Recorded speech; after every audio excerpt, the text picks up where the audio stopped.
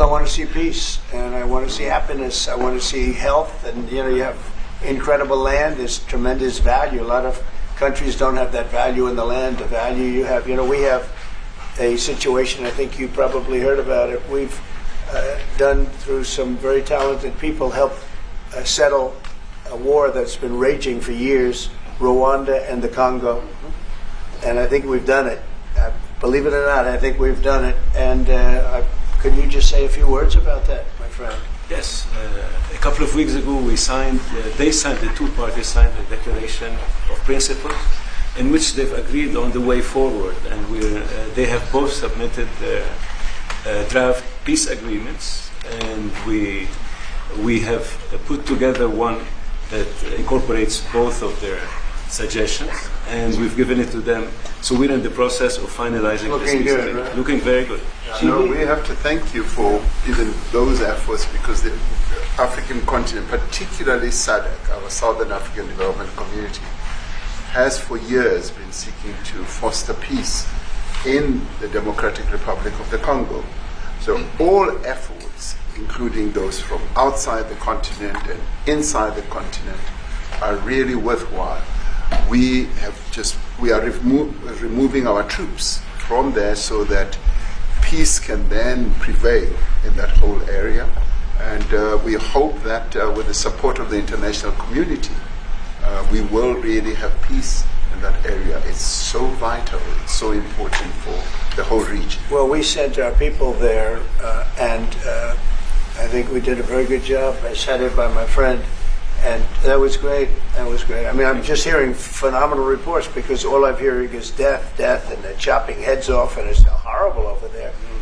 And it was really brave of you to go there, and I really appreciate it. And it looks like we have something very, very substantial. We also talked about trade with them in terms of rare earth and all, but really more for it's like. If you take a look at what we just did with Pakistan and India, we settled that whole thing, and I think I settled it through trade. We're doing a big deal with India. We're doing a big deal with Pakistan, and I said, "What are you guys doing?"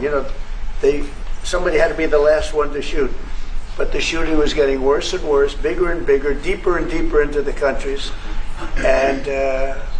We spoke to them, and I hate to say we got it settled, and then 2 days later, something happens, and they say it's Trump's fault. But Pakistan has got some excellent people and some really good, a great leader. And India is my friend, Modi. And he's a mutual friend. Yeah, he's a great guy. And I called them both, and we just did something good. We're trying to settle Russia, Ukraine.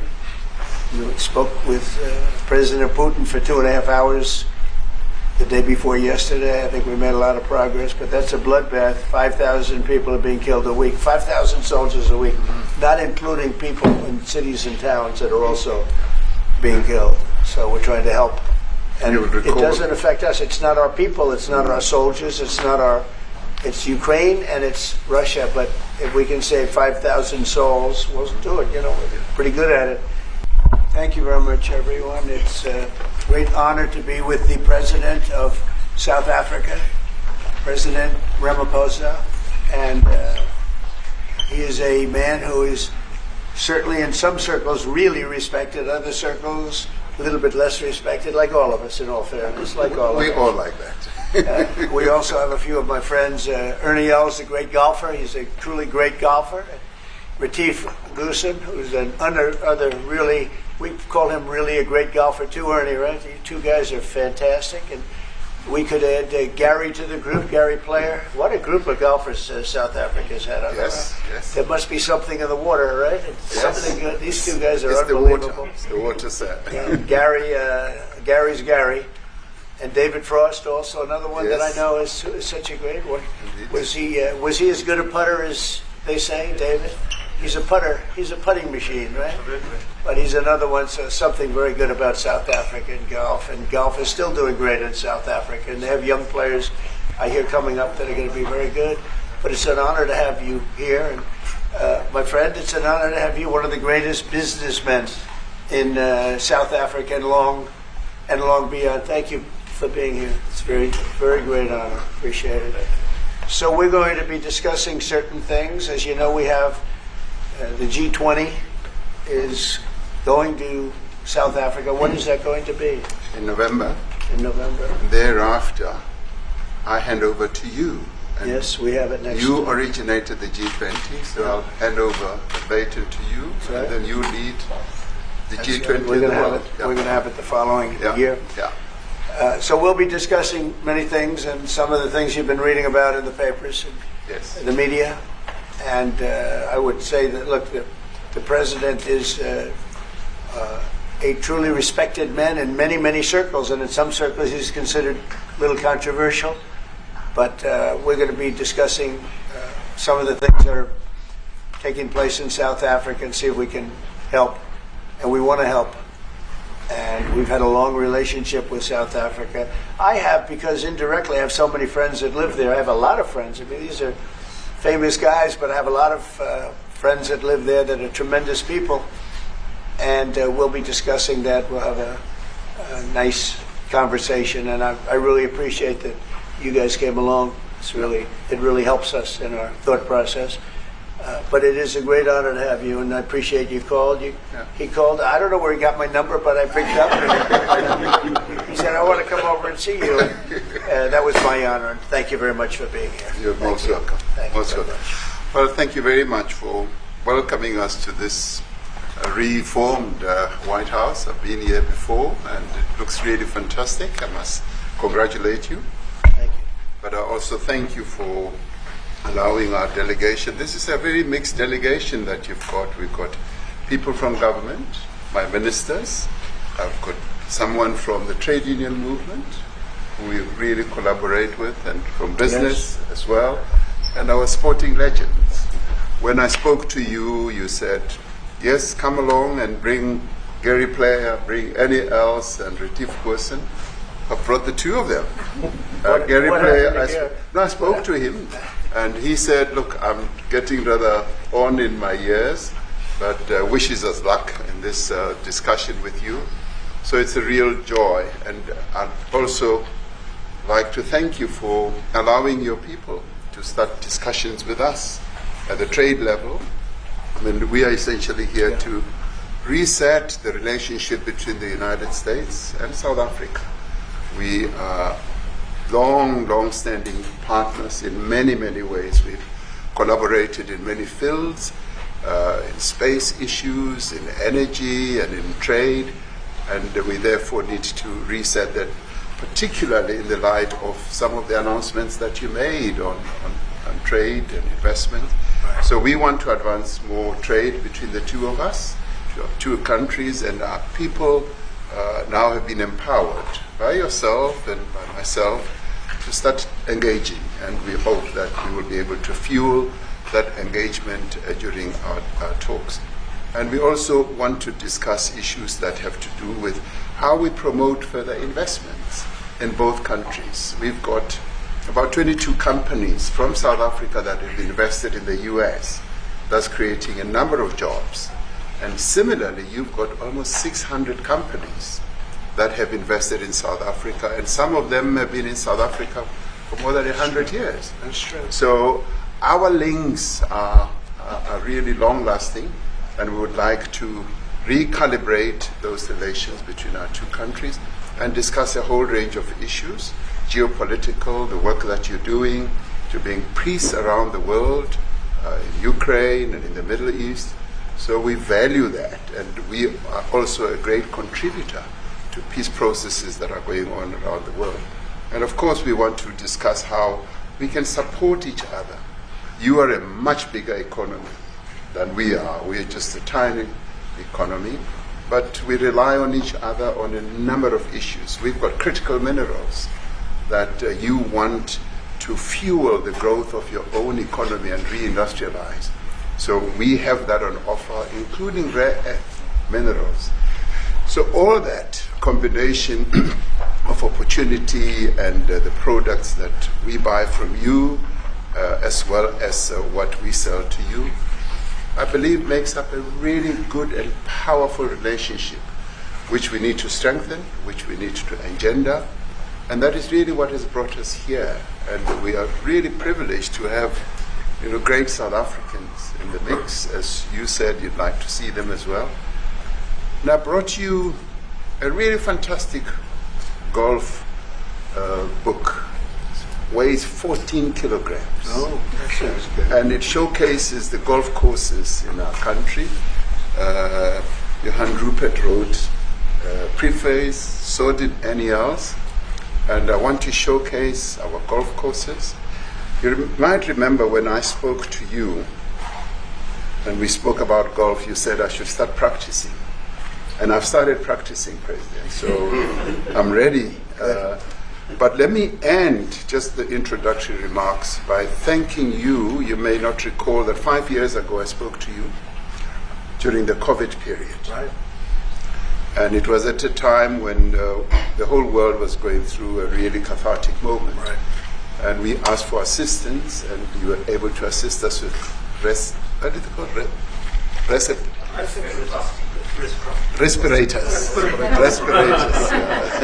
Respirators, and you kept to your word, and you delivered respirators to us.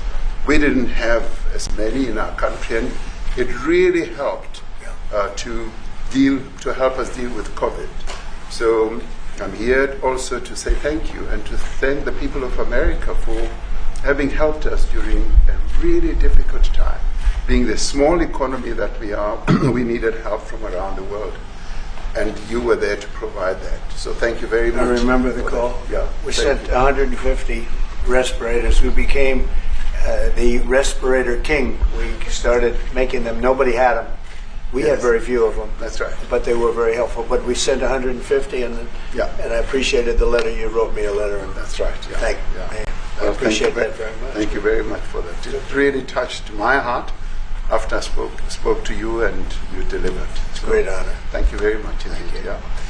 Any questions, please? Mr. President, you welcome white Afrikaner refugees here. Can you explain to Americans why it's appropriate to welcome white Afrikaners here when other refugees like Afghans, Venezuelans, Haitians have all had their protective status revoked?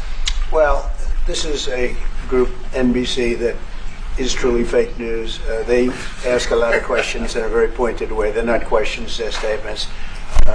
We've had tremendous complaints about Africa, about other countries too, from people. They say there's a lot of bad things going on in Africa, and that's what we're going to be discussing today.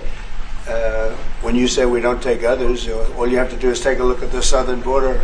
We let 21 million people come through our border, totally unchecked, totally unvetted. They came from all over the world. In many cases, they're criminals. They come from prisons. They come from mental institutions. They come from street gangs. They're drug dealers. So don't say that we didn't take them. We're trying to get them out as fast as we can. And we're doing record business on that. And we just won a big case where we're allowed to send back hundreds of criminals to Venezuela. Just won that today in the Supreme Court. I'm happy to hear. But we do have a lot of people are very concerned with regard to South Africa, and that's really the purpose of the meeting, and we'll see how that turns out. But we have many people that feel they're being persecuted, and they're coming to the United States. So we take from many locations if we feel there's persecution or genocide going on. And we had a lot of people. I must tell you, Mr. President, we have had a tremendous number of people, especially since they've seen this. Generally, they're white farmers, and they're fleeing South Africa, and it's a very sad thing to see. But I hope we can have an explanation of that, because I know you don't want that. It's a kind of a different meeting. Normally, we have meetings, we talk about trade, and we'll be talking about trade and other things. But that certainly will be a subject that comes up. Yeah. Yes, please. Yeah, Brian? Thank you very much. I'd like to get your thoughts on Letitia James. Director Polte, according to him, Letitia James says that the alleged mortgage fraud was simply a mistake. I want to get your thoughts on that. She put down that her father was her husband in order, and this is very similar to, I guess, the false attacks they had on you.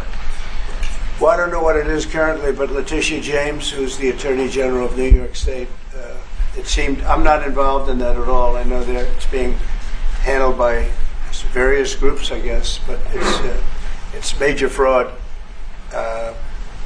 mortgage documents, and fraudulent everything. Yeah, I think she said the father was her husband, which she had to have a husband, or so she chose her father, and she put it down, and she had didn't she sign in Virginia, yet she said she lived in Virginia, yet she's the New York State Attorney General. She did that for tax reasons, so she could take advantage of taxes.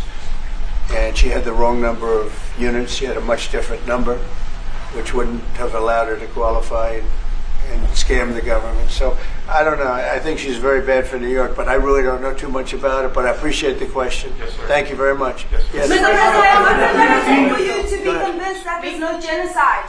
Please. Thank you, Mr. President.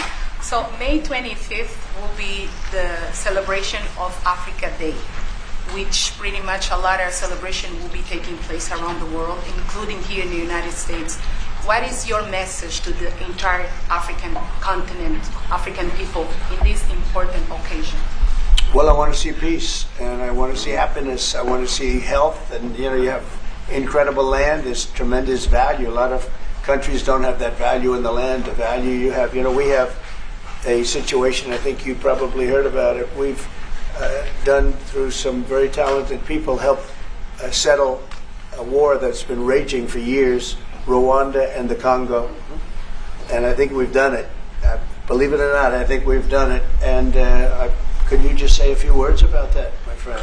Yes, a couple of weeks ago we signed, the two parties signed a declaration of principles in which they've agreed on the way forward, and they have both submitted their draft peace agreements, and we have put together one that incorporates both of their suggestions, and we've given it to them. So we're in the process of finalizing Looking this. good, right? Looking very good. No, we have to thank you for even those efforts, because the African continent, particularly SADC, our Southern African Development Community, has for years been seeking to foster peace in the Democratic Republic of the Congo. So all efforts, including those from outside the continent and inside the continent, are really worthwhile. We are removing our troops from there so that peace can then prevail in that whole area. And we hope that with the support of the international community, we will really have peace in that area. It's so vital, it's so important for the whole region. Well, we sent our people there, and I think we did a very good job, as headed by my friend. And that was great. That was great. I mean, I'm just hearing phenomenal reports, because all I'm hearing is death, and they're chopping heads off, and it's horrible over there.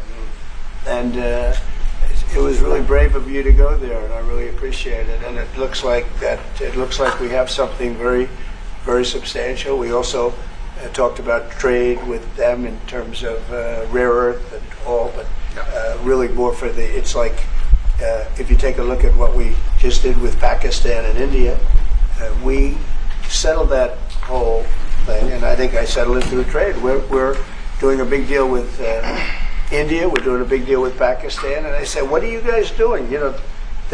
Somebody had to be the last one to shoot, but the shooting was getting worse and worse, bigger and bigger, deeper and deeper into the countries, and we spoke to them, and I think I hate to say we got it settled, and then 2 days later, something happens, and they say it's Trump's fault. But Pakistan has got some excellent people and some really good, a great leader. And India is my friend, Modi. And he's a Mutual friend? Yeah, he's a great guy. And I called them both, and we just did something good. We're trying to settle Russia, Ukraine. We spoke with President Putin for 2.5 hours the day before yesterday. I think we made a lot of progress, but that's a bloodbath. 5,000 people are being killed a week, 5,000 soldiers a week, not including people in cities and towns that are also being killed. So we're trying to help. And it doesn't affect us. It's not our people. It's not our soldiers. It's not our it's Ukraine and it's Russia, but if we can save 5,000 souls, we'll do it. You know, we're pretty good at it. But that's a bad situation. That is a really bad situation. Well, you'd recall when President Zelensky was coming to South Africa, that's when I spoke to you. That's right. We both agreed that we need to push the peace message so that there can really be peace.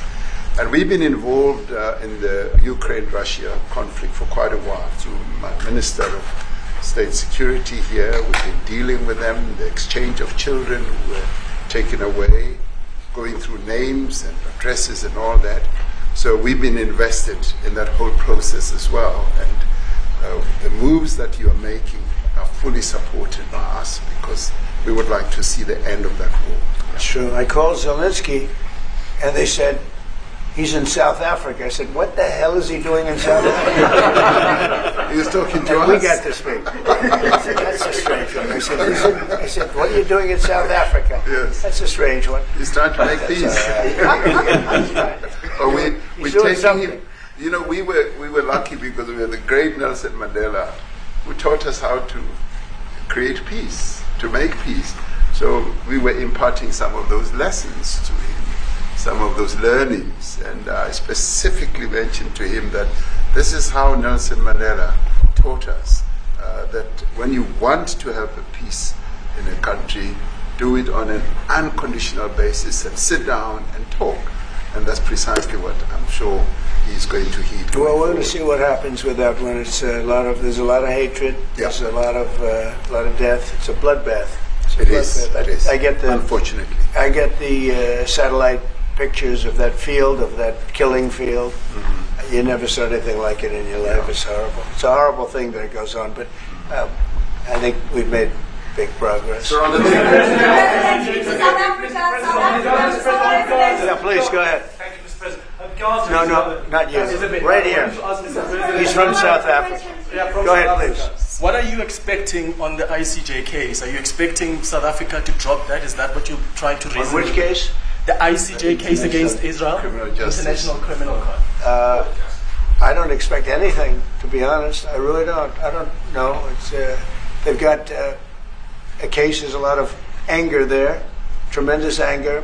I don't expect anything. We'll see what happens. We'll have a ruling, and who knows what the ruling is going to mean. Yeah. On that subject of Gaza, Mr. President, are you going to be speaking to Prime Minister Netanyahu about Israel's renewed offensive there? There's been a lot of concern from European countries. The Pope has expressed concern. Are you going to be asking Prime Minister Netanyahu to tone down the offensive in Gaza, to let more aid in? Was that a question or a statement? It's a question. This guy's, you never change. Mr. President, this side, what will Please. it take for you to be convinced that there's no white genocide in South Africa? Well, I can answer that for the President. It's for him. No, I'd seriously. rather have him answer. Yeah, I'd rather answer that. It will be. My president will respond to you. Yeah, let me. Thank you, Mr. President. It will take President Trump listening to the voices of South Africans, some of whom are his good friends, like those who are here. When we have talks between us on around the quiet table, it will take President Trump to listen to them. I'm not going to be repeating what I've been saying. I would say if there was Afrikaner farmer genocide, I can bet you these three gentlemen would not be here, including my Minister of Agriculture. He would not be with me. So it will take him, President Trump, listening to their stories, to their perspective. That is the answer to your question. But, Mr. President, I must say that we have, wait. We have thousands of stories talking about it. Sure. And we have documentaries, we have news stories. And that. Is Natalie here, somebody here to turn that? I could show you a couple of things. And it has to be responded to. Yeah, sure. We we'll have, do. let me see the articles, please, if you would. And turn the lights down. Turn the lights down and just put this on. It's right behind you, Johan. There's nothing this parliament can do. With or without you, people are going to occupy land. We require no permission from you, from the president, from no one. We don't care. We can do whatever you want to do.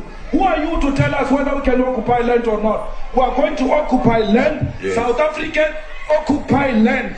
That's who we are. Honorable Whatever I member, want to Deputy do, Speaker, I can withdraw my membership from this useless parliament. Honorable. Yes, honorable member. Must never be scared to kill. A revolution demands that at some point there must be killing, because the killing is part of a revolutionary act. Shoot to kill. Yamasa. Kill the poor, the farmer. Kill the poor, the farmer. Brr, pa, pa. Brr, pa, pa. To kill. Yamasa. Kill the poor, the farmer. Kill the poor, the farmer. The mayor of DA in PE is a white man. So these people, when you want to hit them hard, go after a white man. They feel a terrible pain because you have touched a white man. Not because Mashaba and Soli will not be touched. They will be touched, don't worry. But we are starting with this whiteness. We are cutting the throat of whiteness. It's like Shoot to kill. Yamasa. Kill the poor, the farmer. Kill the poor, the farmer. Brr, pa, pa. Brr, pa. Shoot to kill. Yamasa. Kill the poor, the farmer. Kill the poor, the farmer. Brr, pa, pa. Brr, pa, pa. I don't know what's going to happen in the future. I'm saying you was not called for the killing of white people, at least for now. I can't guarantee the future. Yeah, but I mean, you'd understand somebody watching that, especially as it gets shared on Twitter. They freak out. It sounds like a genocidal But they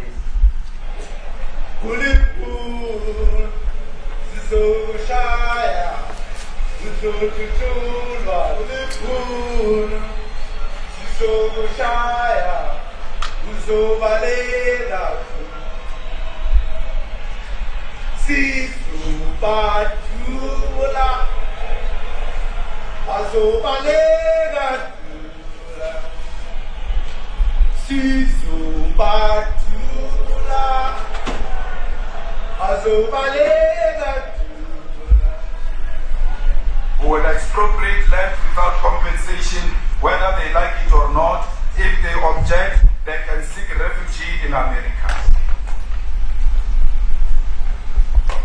Now this is very bad. These are burial sites right here. Burial sites. Over 1,000 of white farmers, and those cars are lined up to pay love on a Sunday morning. Each one of those white things you see is a cross, and there's approximately 1,000 of them. They're all white farmers, the family of white farmers. And those cars aren't driving, they're stopped there to pay respects to their family member who was killed. And it's a terrible sight. I've never seen anything like it. Both sides of the road you have crosses.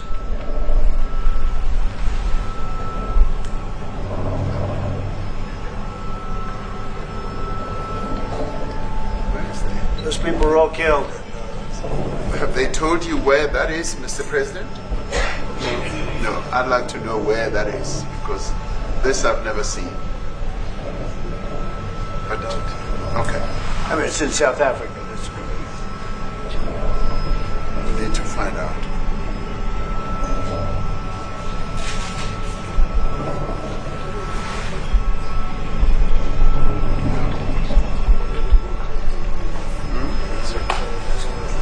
I don't know. Those people. I don't know. No. Okay. Mr. President, accepting a Qatari jet to be used as Air Force One. Perhaps What are you talking about? Can we have a South Africa question, please? Mr. President, The Pentagon's spokesperson. What does this have to do with the Qatari jet? They're giving the United States Air Force a jet, okay? And it's a great thing. We're talking about a lot of other things. It's NBC trying to get off the subject of what you just saw. You are a real, you're a terrible reporter. Number one, you don't have what it takes to be a reporter. You're not smart enough. But for you to go into a subject about a jet that was given to the United States Air Force, which was a very nice thing, they also gave $5.1 trillion worth of investment in addition to the jet. Go back. You ought to go back to your studio at NBC because Brian Roberts and the people that run that place, they ought to be investigated. They are so terrible the way you run that network, and you're a disgrace. No more questions from me. Go ahead.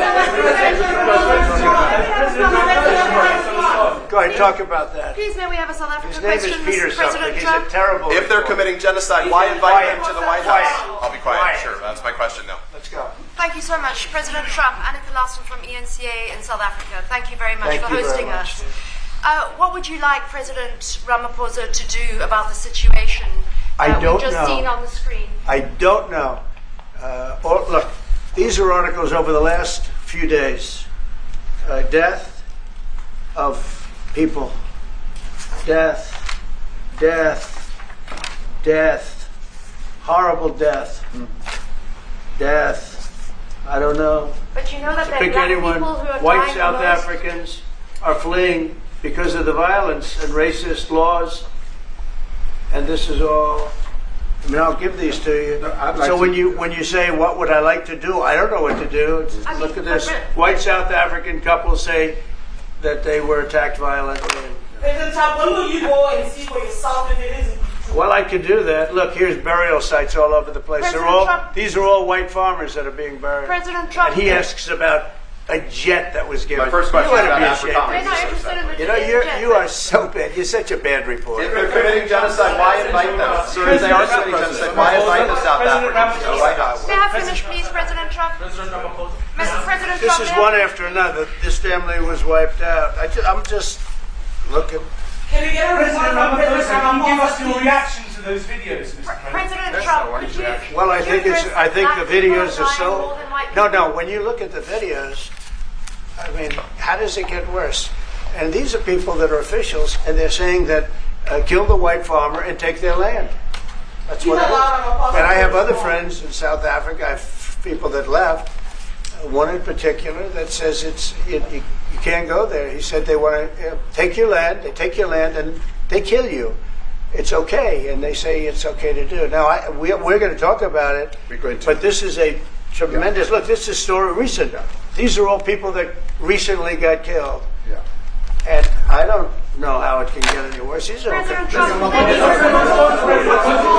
and you know, the men that you saw, the people that you saw in that movie, those are officials. Those are people that were in office. They had one march. They had a dance in your parliament, whatever you may call it, legislature. But let me clarify that. Yeah. Let me clarify that because what you saw, the speeches that were being made, one, that is not government policy.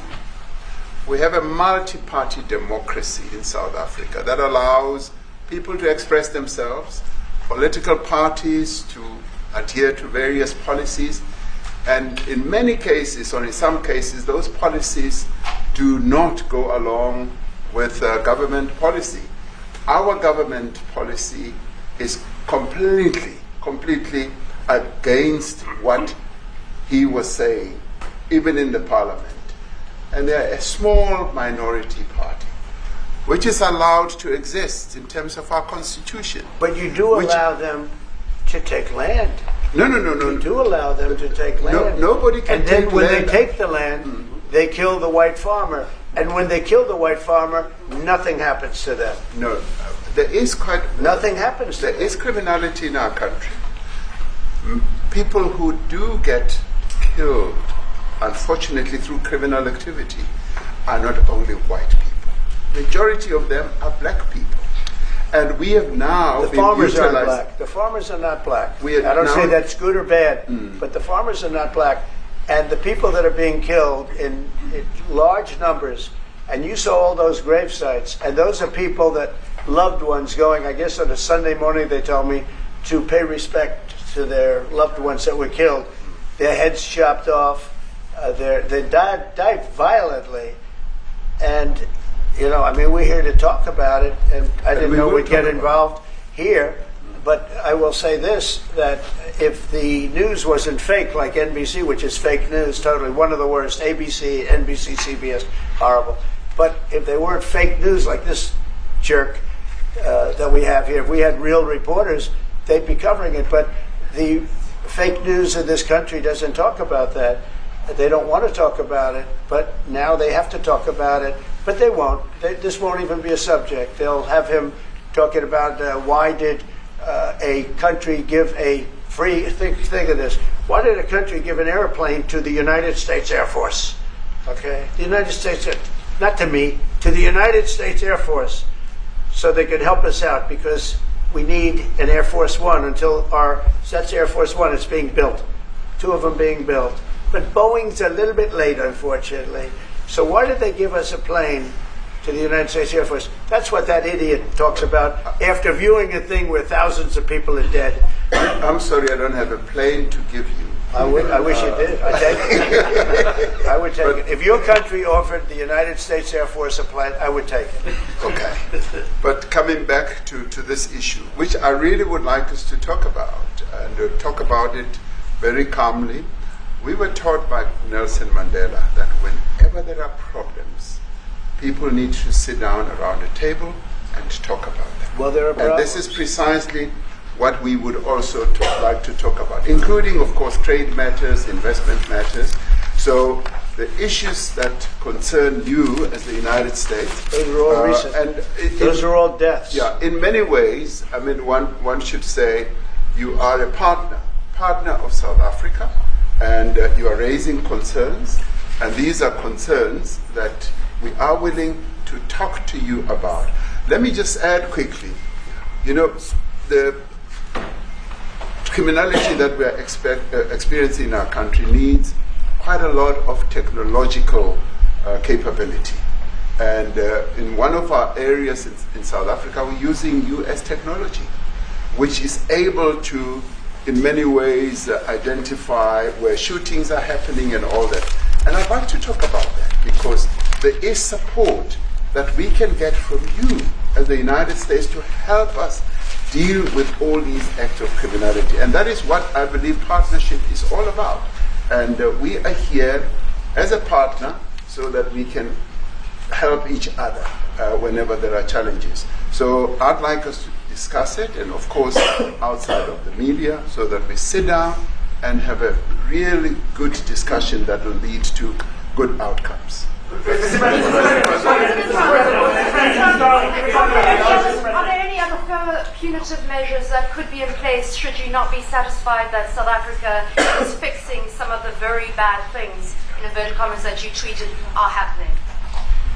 Well, there are a lot of bad things happening in many countries, but this in particular has been very, very bad, and because of we're going to have the whole world watching in another short period of time, because you have the G20, and that's a big deal. And it seems like, I want you to look good. I don't want you to look bad. Very good. But we have hundreds of people, thousands of people trying to come into our country because they feel they're going to be killed and their land is going to be confiscated. And you do have laws that were passed that gives you the right to confiscate land for no payment. You can take away land for no payment. I want to clarify that, because we have a constitution. Our constitution guarantees and protects the sanctity of tenure of land ownership. And that constitution protects all South Africans with regard to land ownership. However, we do say, because we've got to deal with the past, the government, and as your government also has the right to expropriate land for public use. And you're doing that. And we've never really gotten underway with that, and we are going to be doing you're so. And you're taking people's land we away have not. from them. We have, And those people, in many cases, are being executed. They're being executed.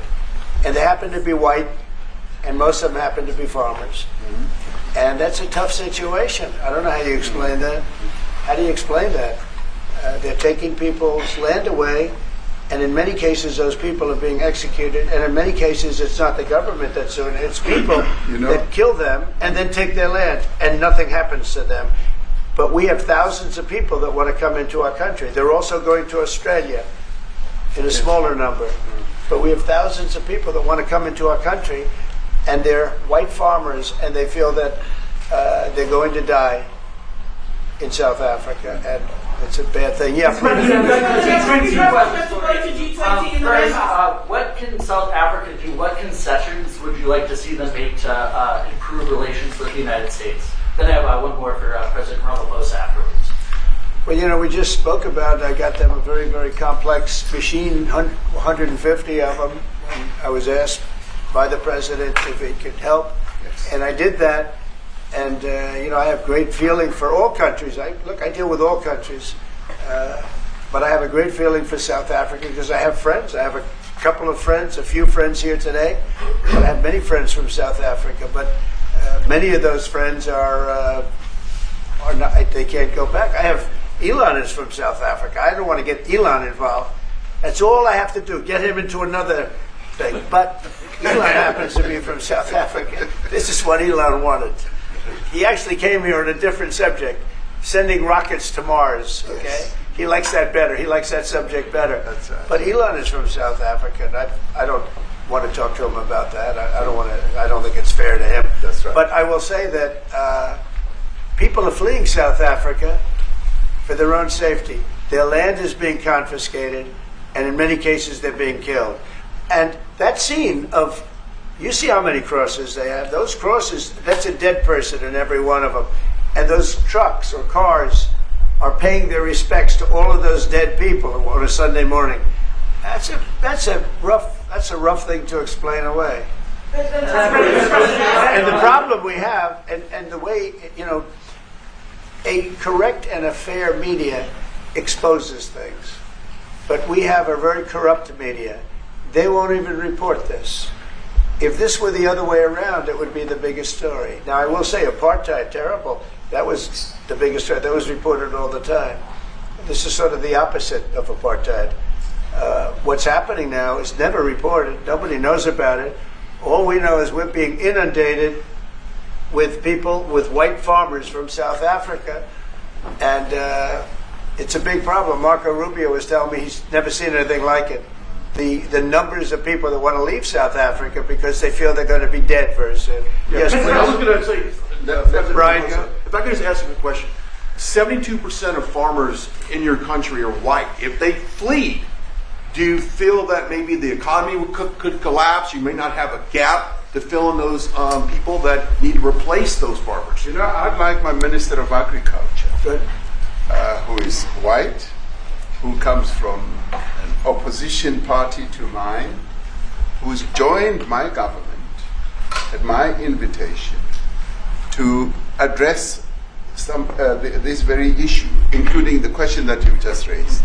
John? Thank you very much, Mr. President. Yeah. And Mr. President, thank you for welcoming us to the White House. I would say we have a rural safety problem in South Africa, and I don't think anyone wants to candy coat that. And it requires a lot of effort to get on top of it. It's going to require more policing resources. It's going to require a different strategy to be able to deal with it. But certainly the majority of South Africa's commercial and smallholder farmers really do want to stay in South Africa and make it work. And I've just come from the largest agricultural show in the Southern Hemisphere with organized agriculture and farmers, and the majority of them want to stay. But they too there have a memorial to those who've died as a result of farm attacks. And as the Minister of Agriculture, it is something that I'm particularly exercised with my colleagues at police and my colleagues in the justice cluster to start making farm attacks and stock theft a priority crime. And it affects all farmers in South Africa, particularly stock theft. It has a disproportionate effect on smallholder black farmers. I also want to just say this, that the two individuals that are in that video that you've seen are both leaders of opposition minority parties in South Africa. Mkhonto Wesizwe under Mr. Zuma and the economic freedom fighters under Mr. Malema. Now, the reason that my party, the Democratic Alliance, which has been an opposition party for over 30 years, chose to join hands with Mr. Ramaphosa's party was precisely to keep those people out of power. We cannot have those people sitting in the union buildings making decisions.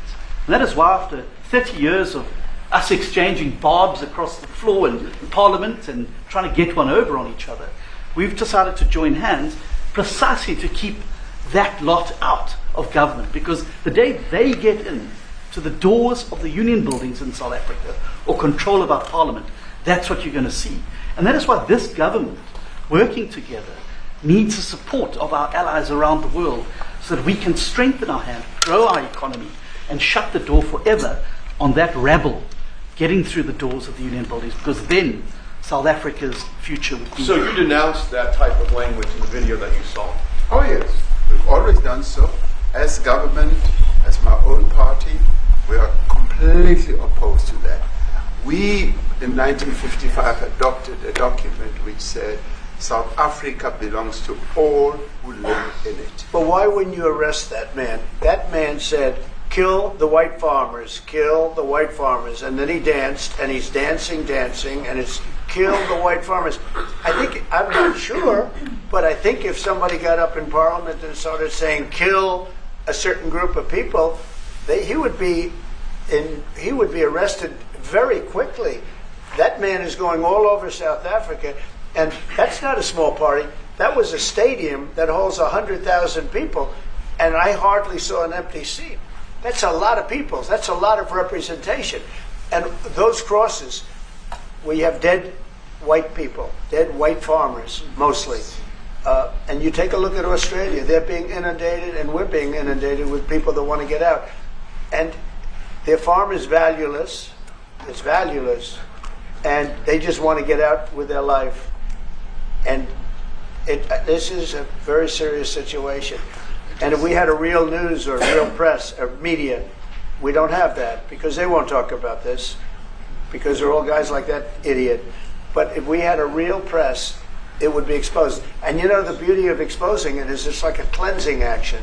When it gets exposed, it'll get fixed. That's when it'll get fixed. But people don't talk about it. And I'll tell you who's talking about the thousands of people that are fleeing South Africa right now.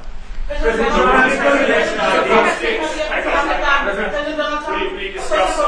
discussed US AID and the devastating impact the cuts are having across the African continent. Yeah, well, it's devastating, and hopefully a lot of people are going to start spending a lot of money. And I've talked to other nations. We want them to chip in and spend money too. And we've spent a lot. And it's a tremendous problem going on in many countries. A lot of problems going on. The United States always gets the request for money.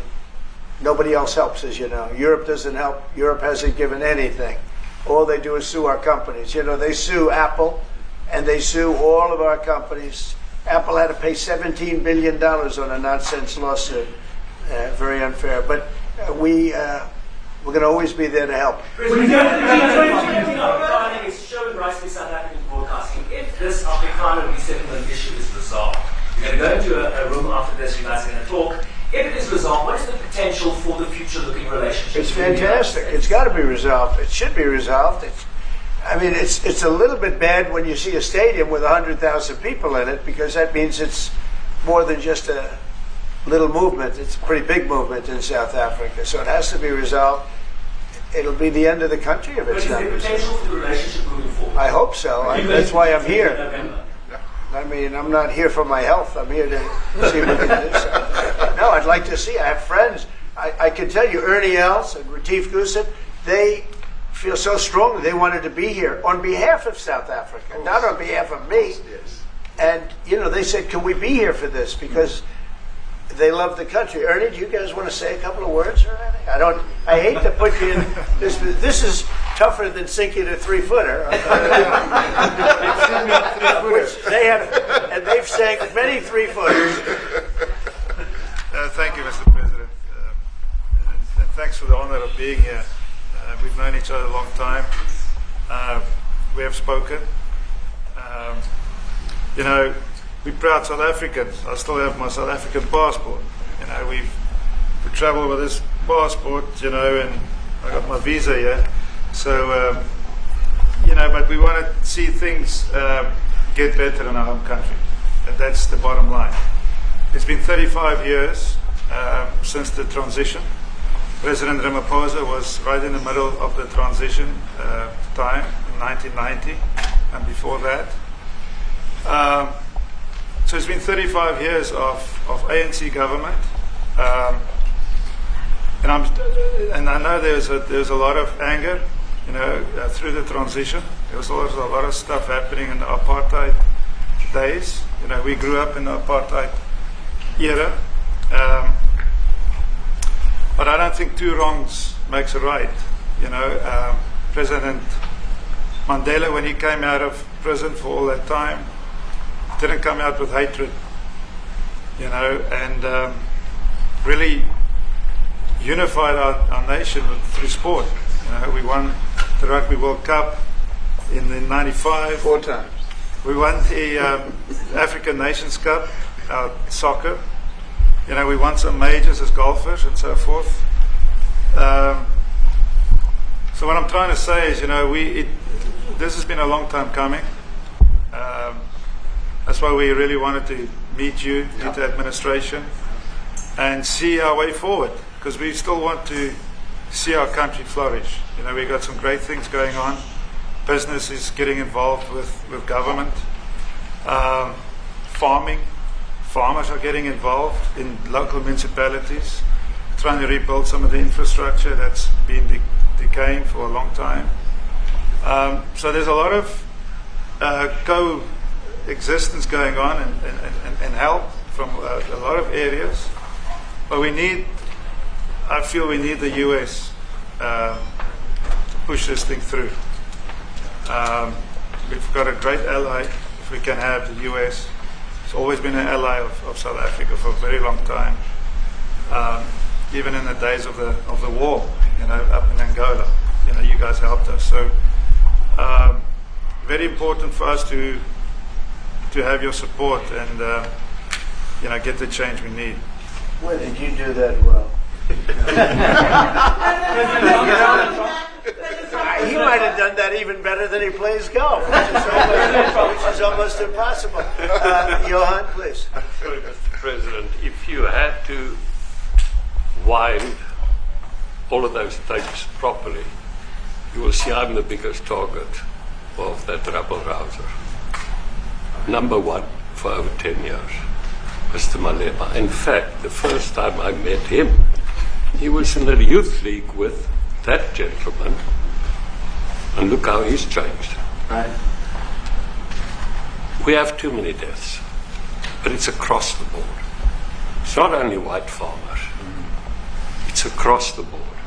And we need technological help. We need Starlink at every little police station. We need drones. I actually got drones donated for the peace parks to stop elephant and rhino poaching. And his predecessor stopped the importation because he said the United States would spy on us. I mean, US basics, the ridicule. So if you can help us. Remember, sir, you and I lived in New York in the 70s. We never thought New York could be what it became. 2 commissioners, a tough mayor. We need your help to stop this awful killing. But it's across the board. Ernie is right now building a house in George. I'm building 3 cottages for my grandchildren on a farm outside Graaff-Reinet. I often go to bed without locking the door. And we have a serious problem with illegal aliens who stream across the border. And if you really look at our statistics, a lot of these murders, firstly it's unemployment and illegal aliens. And then I met Vice President Vance many years ago, the Charlie Rose show. My wife loved the book. And she reminded me this morning that you emphasized the devastation that occurs when big companies leave towns and cities, and there's a culture of dependency that develops. I remember you discussing it. Now that's our problem. If we don't get our economy to grow, the culture of dependency and the lawlessness will increase. I've again been against apartheid all my life, and I'm their number one target. Please just Google my name and Malema. You'll see it, sir. Yeah. He marched on the farm. But the crime is bad. The crime is terrible, sir, but Mr. Steenhuisen won't admit to it, but he runs the Western Cape, where I live. And the biggest murder rate is in the Cape Flats. Gangs. We've got gang warfare. Like your M33 or whatever, these guys. We've got the equivalents there. But we need your help, sir. And we need Elon technology. Well, one of the real areas of support is really in investments. We've got to grow our economy, because through growing the economy, we're then able to create more jobs. Because crime really thrives where there is inequality and unemployment. And that is one of the reasons that has brought us here, to improve our investment relations, our trade relations, so that we can preserve the number of jobs that your companies have created in South Africa. By virtue of what we export to you, we are able to create up to 500,000 jobs in the auto industry, in the agricultural industry, and a number of other industries, mining, where we export things to you. And we also know that as South African companies invest here, you are also able to create jobs. So it's a mutually beneficial relationship. So our main real reason for being here is to foster trade and investment, so that we are able to grow our economy with your support, and so that we are also able to address all these societal problems, because criminality thrives when people are unemployed, when they have no other hope to eke out a living. So that is what we need to resolve. And your support, your partnership with us, is what is really going to give us a strong capability to move forward. Mr. President, excuse me, do you have anything to say? I mean, I don't want to leave you out. You know, the guy won 3 or 4 majors. 3 or 4? No, only 2. 2. That's a lot. By the way, 2's a lot. A lot of tournaments you won too. You have anything to say? Yeah, thank you, Mr. President. President Ramaphosa. I grew up in an area in South Africa that is a farmland area, Polokwane. Yeah. And there is some issues up there. Obviously, my dad was a property developer as well as a part-time farmer. And yeah, some of these buddy farmers got killed. The farm is still going. My brothers run it. But it's a constant battle with farms they're trying to burn the farms down to chase you away. So it is a concern to try and make a living as a farmer. And at the end of the day, without farmers, there's no food on the plate. So we need the farmers to produce the food. Farming, right? He wouldn't do it. He wouldn't even want to do what you're doing, right? They love farming. They don't want to leave. But it's a struggle. Yeah, and food and fresh water is the most important thing in life. Without those 2 things, we can't survive. How is the water there? The water is great. Obviously, all the water comes out of the borehole, out of ground for us down there.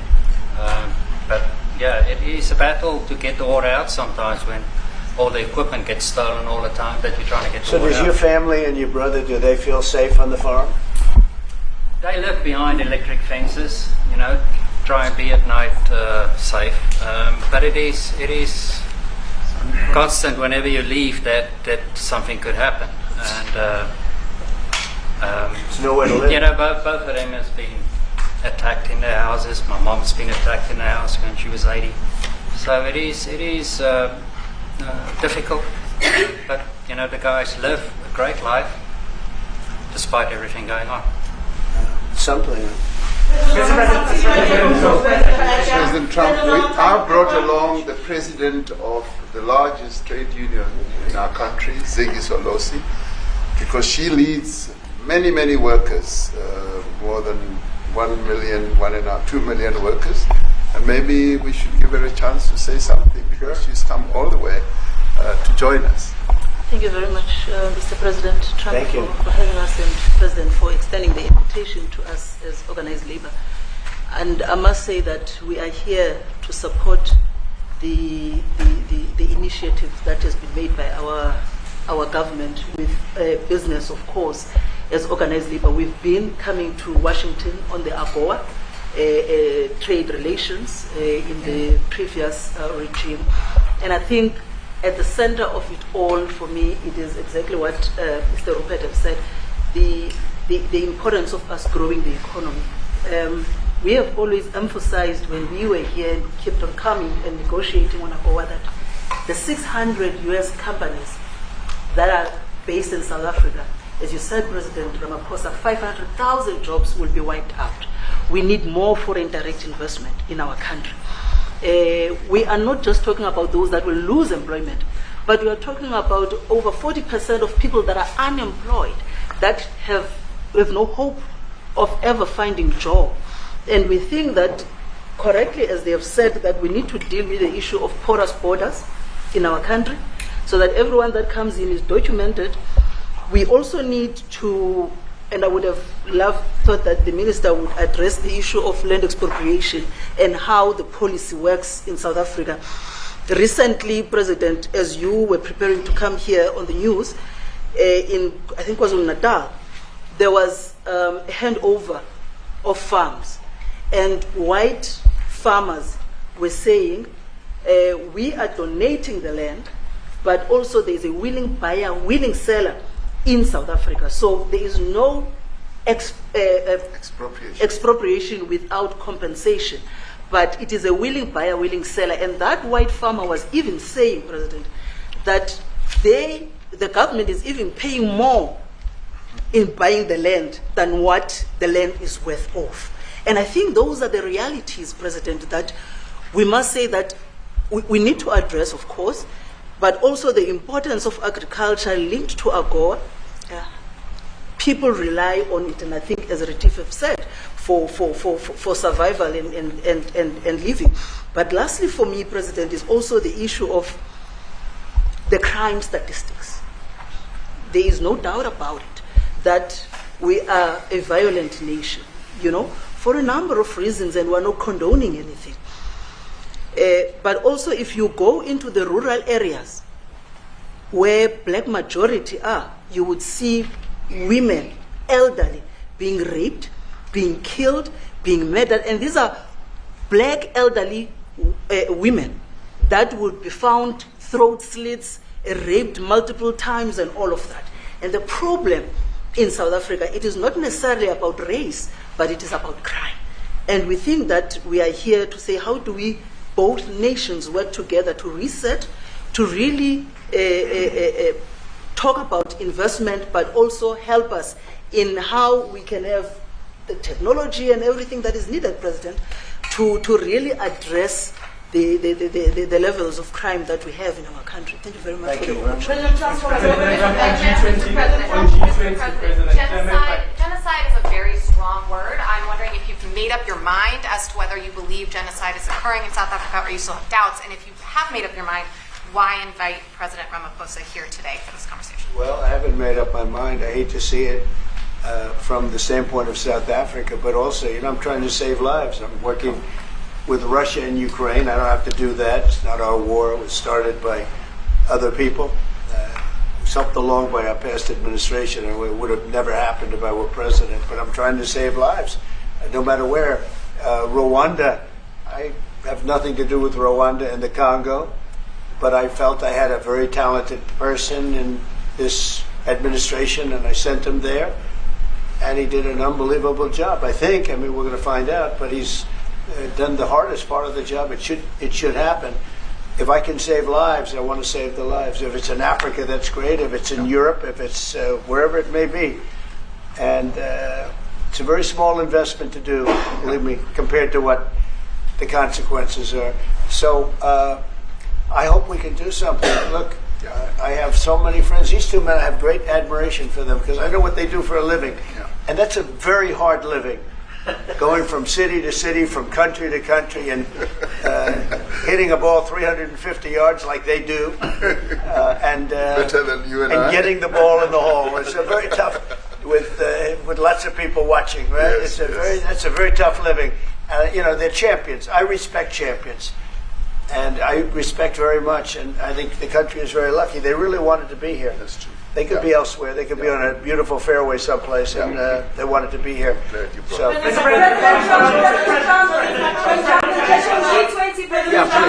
name is Yanda Mhobo from Newsroom Africa in South Africa.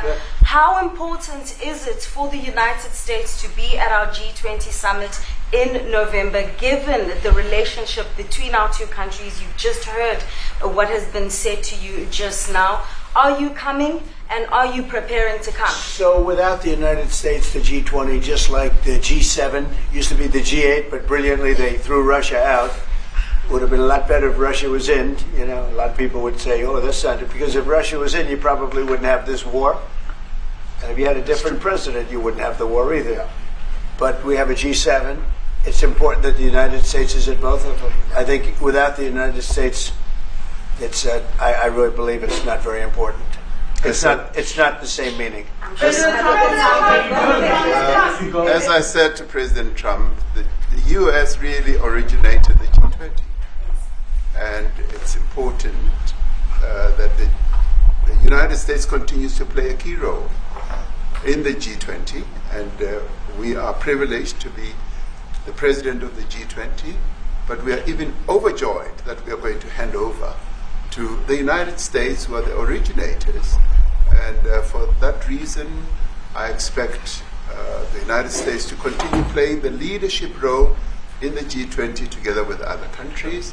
And I've said when I initially spoke to President Trump on the phone, I want him to come to South Africa for a state visit, and I also want him to come and participate in the G20. And I want to gladly hand over to President Trump to take the leadership of the G20 forward in November. Thank you very much. Thank you very much. Thank you. What is it going to take to convince you? You don't want to leave. They like you so much.